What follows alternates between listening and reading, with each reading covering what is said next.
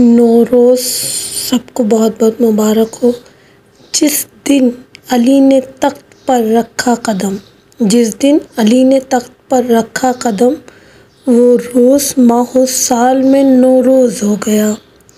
ईद नौरोज़ और ताजपोशी अमीरुल कायनात मौलाए मुत्तक़ियान अमीरुल मोमिनीन इमाम अली इब्न अबी तालिब अलैहिस्सलाम बहुत बहुत मुबारक हो। तमाम लोगों को नौरोज़ बहुत बहुत मुबारक हो। नौरोज़ के ख़ास अमाल हैं। नौरोज़ में कलमा तौहीद कम से कम 10 मरतबा तिलावत करें, 9 मरतबा सूरह फलक और सूरह नास पढ़ें और अव्वल और आखिर उसके 9 मरतबा दुरूद पढ़ें। 36 मरतबा विर्द करें या ज़ुल जलाल वल इकरामो, उसको पढ़ना है 369 मरतबा विर्द करें और अव्वल आखिर 9 मरतबा दुरूद पढ़ें।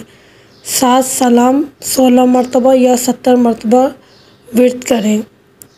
खुराक क्या निकली? सुर्ख अनार, अनारदाना, सुर्ख मिठाई, स्ट्रॉबेरी, मीठे चावल। सदका करना है कलेजी, फेफड़े, गुर्दे, लाल लोबिया, दाल मसूर, टमाटर, सुर्ख कपड़ा या कोई भी सुर्ख चीज़ें।